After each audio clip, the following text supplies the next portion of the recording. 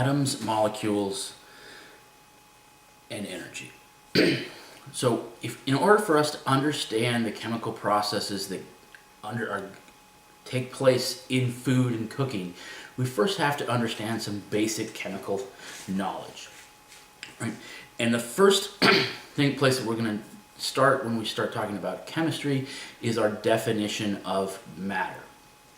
So matter is anything that has mass and takes up space. So the table, the board, me, you, the air we breathe, everything that has matter, that has mass, has some weight to it, and takes up space, we're going to consider matter. So with that understanding, chemistry is going to be everywhere. But what we're really talking about is the chemistry of food. We have to sort of go down to the very basic level. So if we take a piece of metal, say a copper pot that we're going to make stock in or something, if we look at that pot itself, we can continue to break down or cut into smaller and smaller pieces that copper pot until, and we still have copper, until we get to a certain point where if we make a division, then it no longer is copper. That smallest unit that represents the characteristics of what we define copper is what we're referring to as an atom. So in an atom of any element, so the elements are those characteristic compounds that have definite properties and compositions. If we talk about those, we see that there's three what we call subatomic particles. Inside the nucleus are held closely together. There's what we call the proton, which is a positively charged particle. There's also a neutron, which is a neutral particle. And they sort of come together in the center of this atom. And then around that nucleus, we have this negatively charged particle, the electron. So each atom is going to have a combination of these three particles: protons, neutrons, and electrons. So if we look at the elements themselves, those naturally occurring distinct compounds or elements that we would see listed on the periodic table, each one of those is going to be defined by the number of protons present. So if we look, for example, over here, this is the sort of the representation of the carbon on the periodic table, the capital C.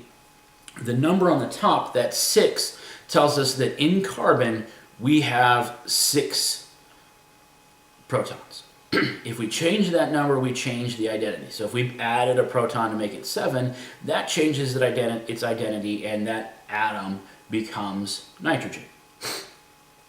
So from the periodic table, we'll see that there's a lot of useful information. We have the atomic number, which is the number of protons, which will also give us the number of electrons in that neutral atom. So if we have the same positive and negative, then those two numbers are going to be the same.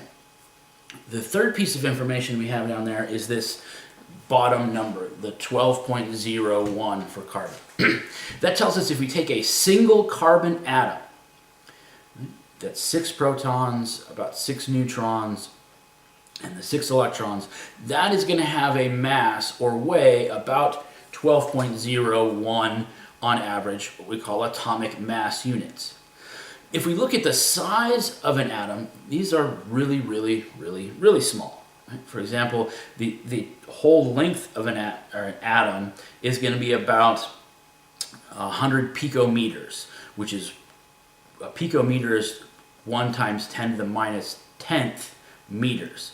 So if a meter is, like 3 feet long, the picometer is, a lot smaller than that. So because of that, such a small size, we have to use this very small mass of atomic mass units. Right? But when we're talking about doing chemistry or even related it to food, we don't work in really small quantities. We work with much larger things that we can observe and manipulate.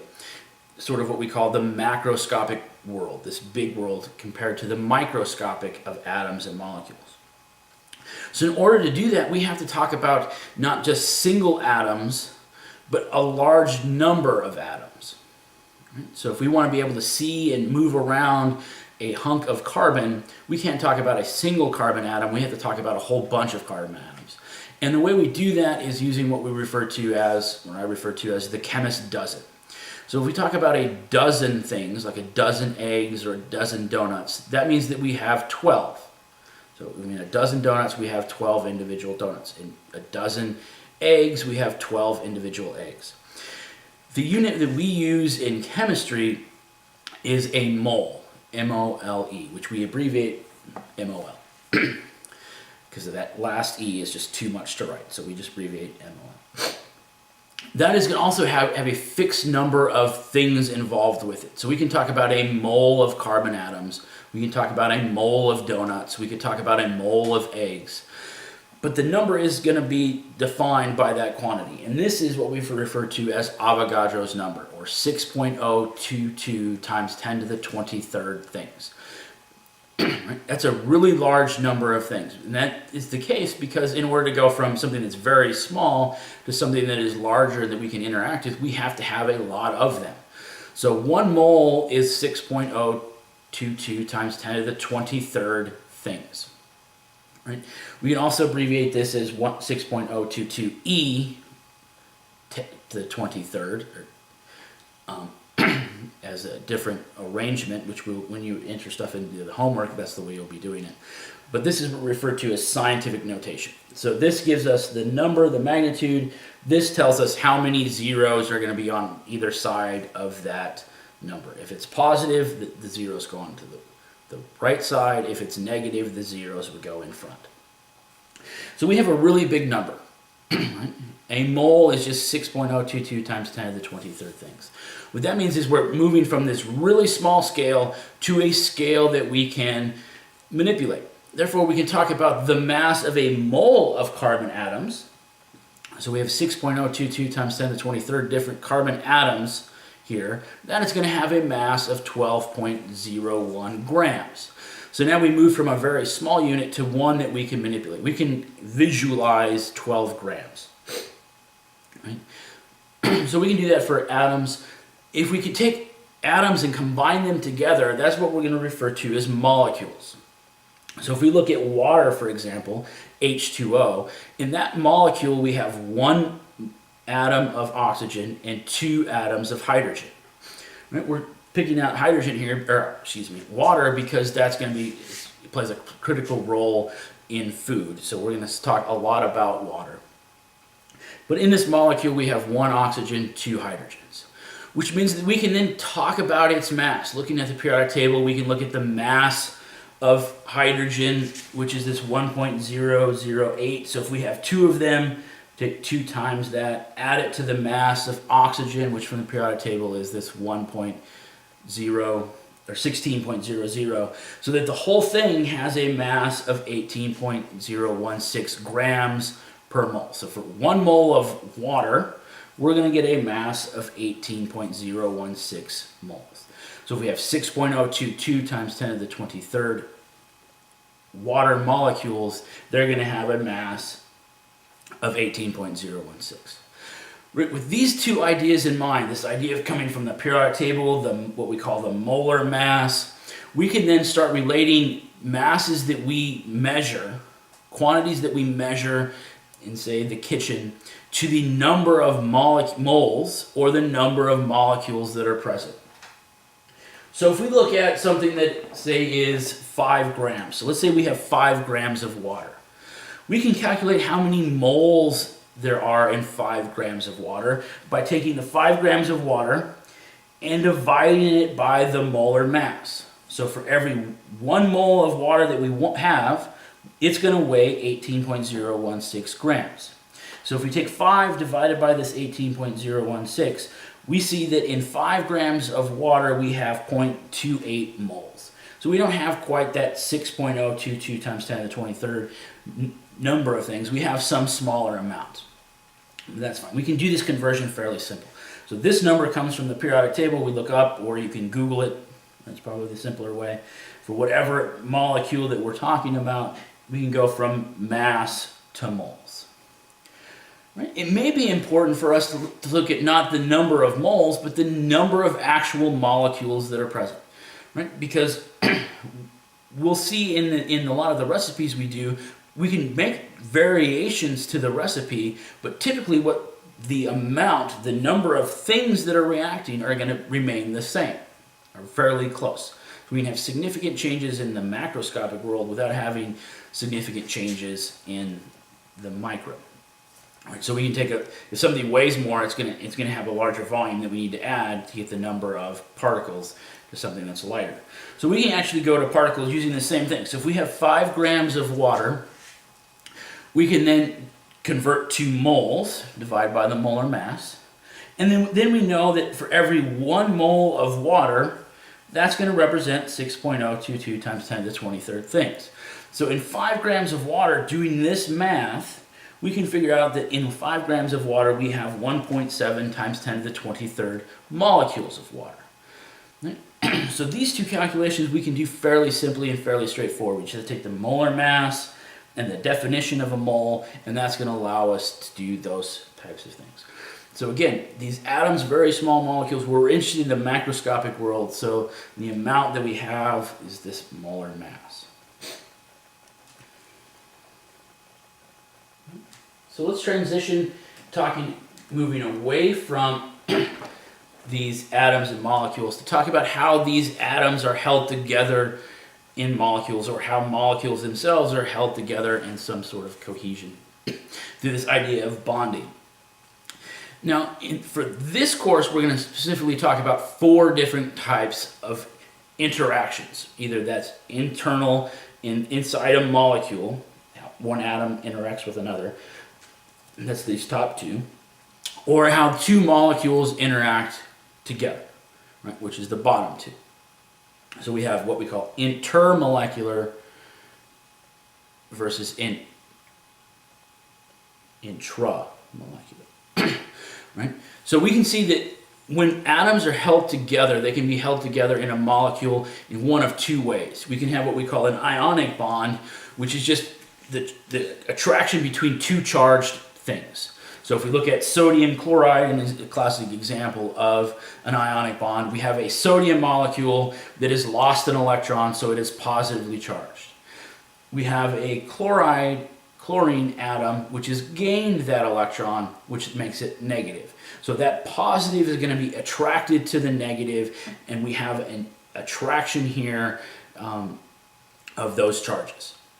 Which means that just like anything that's attracted by charge, like a magnet, we can actually pull those apart somewhat easily. Right? We can, depending on the size of that charge, we can pull them apart fairly easily, which means that all of these ionic compounds are going to be what we refer to as soluble in water. Water is going to be able to come in and break this attraction apart.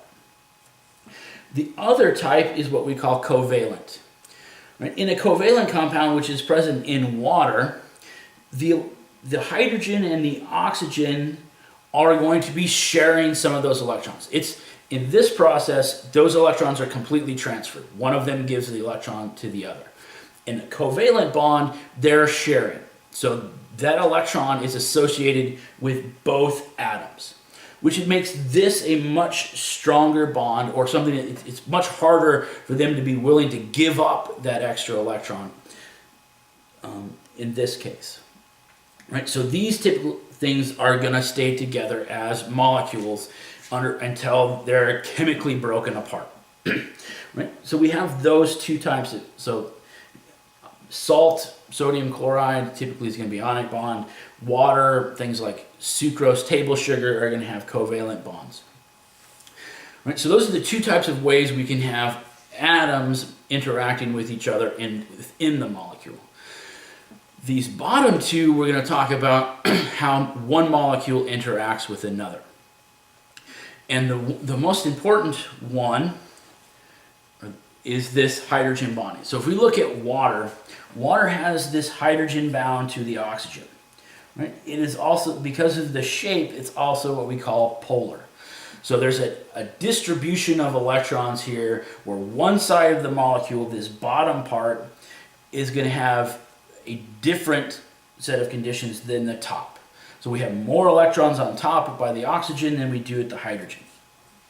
which means that this oxygen can interact with that hydrogen. And we have a special arrangement which we call the hydrogen bond. That hydrogen is interacting with that oxygen to form a fairly, it's not a permanent bond, but it is a fairly close association. They like each other. Right? They're sort of hovering around each other. It's like what you see middle school kids at the mall. Right? There's not a bond between those kids. They're just sort of like always around. Right? You've talked about the two groups. The other type of interaction, so this is going to be fairly strong, is what we call the van der Waals force. It's first described by van der Waal. And it's an interaction of those things that we would not consider polar. So if we have this long chain, so in these two blue lines represent molecules of carbon and hydrogen. Those two are going to be fairly what we call nonpolar. They're not going to really have a separation of charge. The electrons are evenly distributed across this chain. But we can see that because electrons are always moving, we're still going to have some interaction between the top chain and the bottom chain. Right? It's going to be a fairly weak interaction, easy to break, but it's still going to be there. Right? They're going to, be attracted, that's going to break apart, and then be attracted, break apart. Fairly weak force. That's what we refer to as the van der Waals force. So every molecule is going to be capable of having this van der Waals interaction. Typically, we're going to talk about things that are nonpolar, things that we would consider not water-liking are going to be primarily dealing with this van der Waals force. If something that dissolves in water likes water a lot, that's going to typically be because of these hydrogen bonding interactions where we have a charge difference within the molecule that makes them interact better. So we're typically going to be looking at these three things. There's a very good description of this in the text. So if you want to learn, you need to read that. The last thing that we're going to talk about in this lesson is this idea of heat transfer. So when we talk about heat transfer, heat is just a form of energy. So we're talking about energy transfer. And specifically here, we're going to talk about heat because when we cook, typically we're going to add energy in the form of heat. And we can quantify the amount of energy that we're adding using this equation up here, where the amount of heat, Q, is equal to the added or lost, is going to be equal to the mass of that substance times its specific heat, how much energy it takes to change its temperature, times the temperature change that we're observing. So again, Q is the amount of heat. So if we want to boil a container of water or we want to cook a steak, we can calculate how much energy we are going to have to add to that. By looking at the mass of the thing that we want to cook, how well it absorbs energy, and what temperature change we need to undergo. So the larger the temperature change and the more energy it takes to make that temperature change occur, the larger the magnitude of water is going to be. Which is why if we look at, say,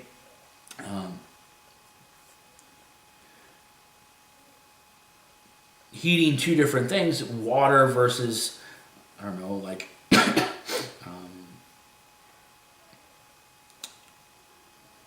trying to think something, acetone, fingernail polish remover, right? Those are two different compounds. They're going to have two different specific heats. So like acetone is going to have a much smaller specific heat, which is why when you put fingernail polish on, or if you mess with fingernail polish, it evaporates quickly. It boils off very quickly. Where water, having a very large specific heat, is going to take much more energy to do it. So we can look at this steak or other piece of meat here and talk about how much energy we need to cook that. Right? So if we look at here, we stick this steak in a pan, turn the heat on, we're going to see that now energy in the form of heat is moving from the pan into the steak. Right? And that direct transfer of heat we refer to as conduction. So heat is going to be conducted from the pan into the steak. If we look at a copper pan to cook or cast iron, let's go with cast iron, that's a little bit better to make a steak in, versus a piece of steak, the amount of temperature, when we do this, we see that we turn the stove on and the pan gets hot really quickly, right? Which tells us that the specific heat, the amount of energy that we have to add to that pan to change its temperature is going to be fairly small. And for iron, the specific heat is about a 0.7 joules per gram degrees Celsius. So it takes 1 joule of, or 0.7 joules of energy to take 1 gram of that pan by 1 degree Celsius. Compared to steak, which is mostly water, plus some other proteins and stuff we'll talk about later, has a specific heat of about 3.8. So much higher. So we're going to have to add a lot of energy is going to have to move from the pan into our steak in order for it to cook. And we can actually follow the amount as this heats up. Right? If we look at the direct contact between the pan and the steak, we're going to get conduction. Right? Those molecules, as we raise its temperature, their molecules are going to become more active and they're going to be able to move more. And as they move more, they're going to interact more, which is going to cause that energy to be transferred from one molecule to another. Right? That direct transfer is called conduction. If we look at over here, the pan is still hot. It's interacting with the air. As the air molecule touches the pan, it's going to get some direct contact. Energy is going to be achieved, and it's going to actually move quicker. And that molecule of air is going to move away from the pan fairly quickly, which means it's going to carry this increased energy away and sort of form this cyclical, and it's going to lose energy and it's going to fall back down.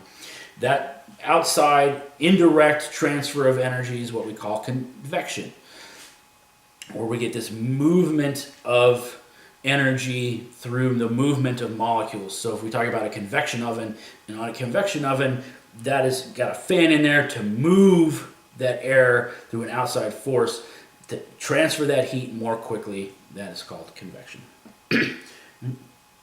But we can then calculate, if we wanted to, the amount of heat that we would have to add to this steak, depending on its mass, to actually get it to be cooked.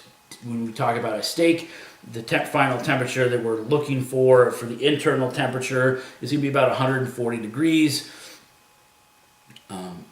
If we start at room temperature, which is going to be about 70 degrees, we have to almost double its temperature. So we can do that calculation fairly straightforward.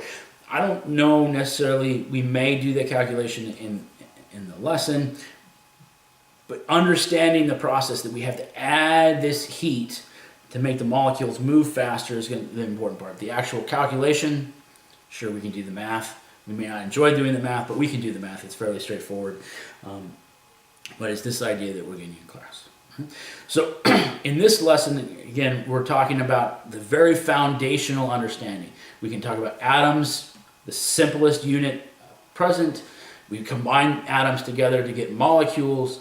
Both of those have a very small mass when we talk about an individual one. So we talk about a much larger quantity called a mole. 1 mole is 6.022 times 10 to the 23rd things, whether that's atoms, molecules, or donuts. Those atoms are bound together either through ionic bonds or covalent bonds within that molecule. The molecules in food are going to be related to either having hydrogen bonds, or this van der Waals force is going to hold them together. And we see as we add energy to break those bonds, we're going to get transitions to occur. And we can talk about this idea of the heat transfer using this Q equals mc delta T.